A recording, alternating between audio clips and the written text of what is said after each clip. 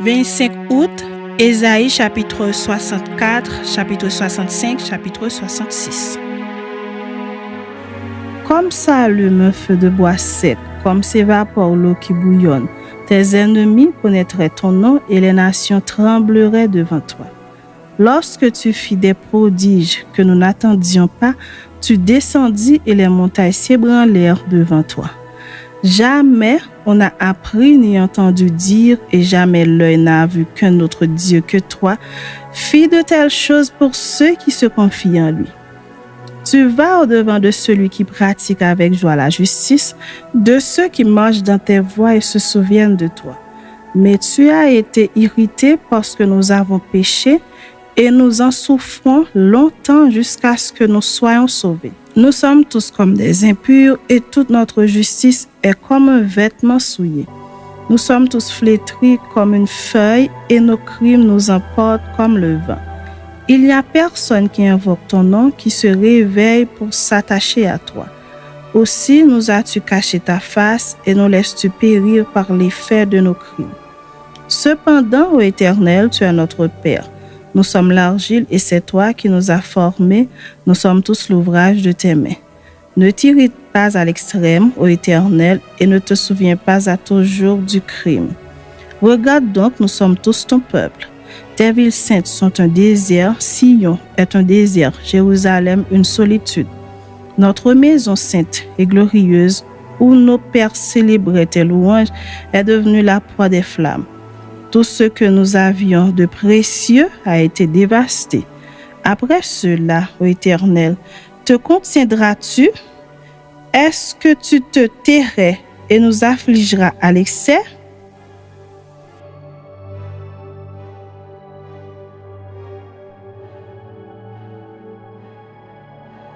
J'ai exaucé ceux qui ne demandaient rien. Je me suis laissé trouver par ceux qui ne me cherchaient pas. J'ai dit, me voici, à une nation qui ne s'appelait pas de mon nom. J'ai tendu mes mains tous les jours vers un peuple rebelle qui marche dans une voie mauvaise au gré de ses pensées. Vers un peuple qui ne cesse de m'irriter en face, sacrifiant dans les jardins et brûlant de l'encens sur les briques. Qui fait des sépulcres sa demeure et passe la nuit dans les cavernes, mangeant de la chair de porc et ayant dans ses vases des mets impurs, qui dit, retire-toi, ne m'approche pas car je suis saint. De pareilles choses, c'est une fumée dans mes narines, c'est un feu qui brûle toujours. Voici ce que j'ai résolu par devers moi. Loin de me taire, je leur ferai porter la peine, oui, je leur ferai porter la peine de vos crimes, dit l'Éternel, et des crimes de vos pères qui ont brûlé de l'encens sur les montagnes et qui m'ont outragé sur les collines. Je leur mesurerai le salaire de leurs actions passées. Ainsi parle l'Éternel. Quand il se trouve du jus dans une grappe, on dit, ne la détruis pas car il y a là une bénédiction. J'agirai de même pour l'amour de mes serviteurs afin de ne pas tout détruire. Je ferai sortir de Jacob une postérité et de Juda un héritier de mes montagnes. Mes élus posséderont le pays et mes serviteurs y habiteront. Le Saron servira de pâturage au menu bétail et la vallée d'Accor servira de gîte au gros bétail pour mon peuple qui m'aura cherché. Mais vous qui abandonnez l'Éternel, qui oubliez ma montagne sainte, qui dressez une table pour garder, remplissez une coupe pour Méni, je vous destine au glaive et vous fléchirez tout le genou pour être égorgé. Car j'ai appelé et vous n'avez point répondu, j'ai parlé et vous n'avez point écouté. Mais vous avez fait ce qui est mal à mes yeux et vous avez choisi ce qui me déplaît. C'est pourquoi ainsi parle le Seigneur l'Éternel. Voici mes serviteurs mangeront et vous aurez faim. Voici mes serviteurs boiront et vous aurez soif. Voici mes serviteurs se réjouiront et vous serez confondus. Voici mes serviteurs chanteront dans la joie de leur cœur. Mais vous crierez dans la douleur de votre âme. Et vous lamenterez dans l'abattement de votre esprit. Vous laisserez votre nom en imprécation à mes élus. Le Seigneur, l'Éternel, vous fera mourir et il donnera à ses serviteurs un autre nom. Celui qui voudra être béni dans le pays voudra l'être par le Dieu de vérité, et celui qui jurera dans le pays jurera par le Dieu de vérité. Car les anciennes souffrances seront oubliées, elles seront cachées à mes yeux. Car je vais créer de nouveaux cieux et une nouvelle terre. On ne se rappellera plus les choses passées, elles ne reviendront plus à l'esprit. Réjouissez-vous plutôt et soyez à toujours dans l'allégresse à cause de ce que je vais créer. Car je vais créer Jérusalem pour l'allégresse et son peuple pour la joie. Je ferai de Jérusalem mon allégresse et de mon peuple ma joie. On n'y entendra plus le bruit des pleurs et le bruit des cris. Il n'y aura plus ni enfants ni vieillards qui n'accomplissent leur jour. Car celui qui mourra à 100 ans sera jeune, et le pécheur âgé de 100 ans sera maudit. Ils bâtiront des maisons et les habiteront, ils planteront des vignes et en mangeront le fruit. Ils ne bâtiront pas des maisons pour qu'un autre les habite, ils ne planteront pas des vignes pour qu'un autre en mange le fruit. Car les jours de mon peuple seront comme les jours des arbres, et mes élus jouiront de l'œuvre de leurs mains. Ils ne travailleront pas en vain, et ils n'auront pas des enfants pour les voir périr. Car ils formeront une race bénie de l'Éternel, et leurs enfants seront avec eux. Avant qu'ils m'invoquent, je répondrai. Avant qu'ils aient cessé de parler, j'exaucerai. Le loup et l'agneau paîtront ensemble, le lion comme le bœuf mangera de la paille, et le serpent aura la poussière pour nourriture. Il ne se fera ni tort ni dommage sur toute ma montagne sainte, dit l'Éternel. Chapitre 66. Ainsi parle l'Éternel. Le ciel est mon trône et la terre mon marchepied. Quelle maison pourriez-vous me bâtir et quel lieu me donneriez-vous pour demeure? Toutes ces choses, ma main les a faites et toutes ont reçu l'existence, dit l'Éternel.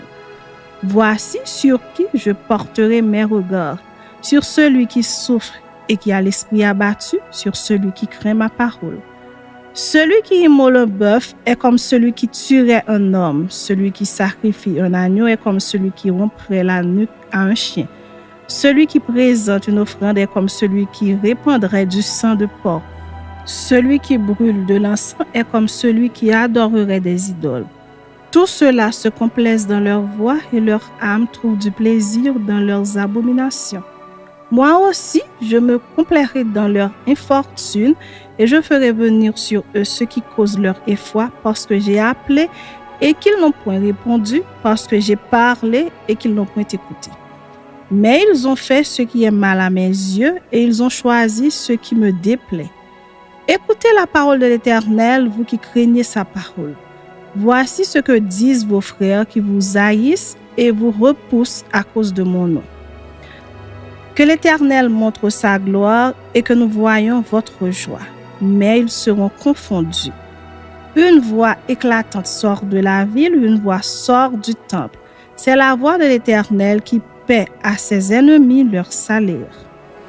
Avant d'éprouver les douleurs, elle a enfanté. Avant que les souffrances lui vinssent, elle a donné naissance à un fils. Qui a jamais entendu pareille chose? Qui a jamais vu rien de semblable? Un pays peut-il naître en un jour? Une nation est-elle enfantée dans un seul coup? À peine en travail, Sion a enfanté ses fils. Ouvrirai-je le sein maternel pour ne pas laisser enfanter? Dit l'Éternel. Moi qui fais naître, empêcherai-je d'enfanter? Dit ton Dieu. Réjouissez-vous avec Jérusalem, faites d'elle le sujet de votre allégresse, vous tous qui l'aimez.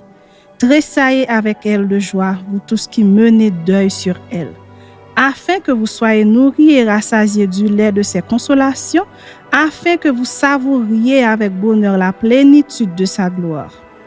Car ainsi parle l'Éternel, voici, je dirigerai vers elle la paix comme un fleuve et la gloire des nations comme un torrent débordé, et vous serez allaités. Vous serez portés sur les bras et caressés sur les genoux. Comme un homme que sa mère console, ainsi je vous consolerai. Vous serez consolés dans Jérusalem. Vous le verrez et votre cœur sera dans la joie et vos os reprendront de la vigueur comme l'herbe. L'Éternel manifestera sa puissance envers ses serviteurs.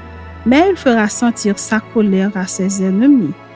Car voici l'Éternel arrive dans un feu et ses chars sont comme un tourbillon. Il convertit sa colère en un brasier et ses menaces en flammes de feu.